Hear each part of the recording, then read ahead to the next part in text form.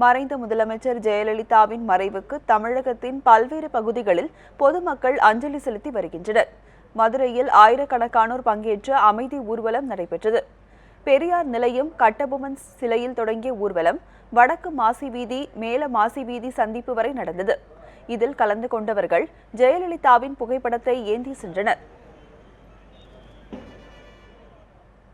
திருப்பூர் மாவட்ட ஆட்சியர் அலுவலகத்தில் ஆட்சியர் ஜெயந்தி மறைந்த முதலமைச்சர் ஜெயலலிதாவின் புகைப்படத்திற்கு மாலை அணிவித்து அஞ்சலி செலுத்தினார்.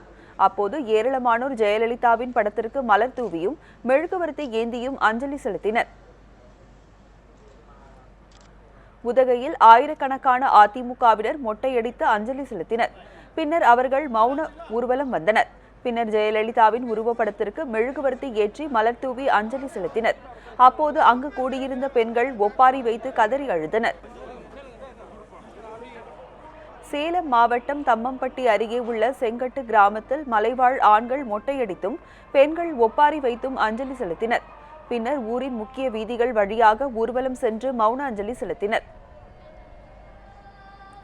திருவண்ணாமலை மாவட்டம் ஆரணியை அடுத்து கல்லேரிப்பட்டில் அதிமுகவினர் ஊர்வலமாக சென்று மொட்டையடித்து துக்கம் அனுசரித்தனர். பின்பு ஜெயலலிதா உருவப்படத்திற்கு மெழுகுவர்த்தி ஏற்றி அஞ்சலி செலுத்தினர். மறைந்த முதல்வர் ஜெயலலிதாவிற்கு அஞ்சலி செலுத்தும் விதமாக நாகையில் 3000க்கும் மேற்பட்டோர் மௌன ஊர்வலம் சென்றனர். நாகை ரயில் நிலைய வாயிலில் இருந்து புறப்பட்ட மௌன ஊர்வலத்தில் சட்டப்பேரவை உறுப்பினர் தமிமுன் அன்சாரி தலைமையில் பல்வேறு கட்சிகளைச் சேர்ந்த 3000க்கும் மேற்பட்ட ஆண்களும் பெண்களும் கலந்து கொண்டனர்.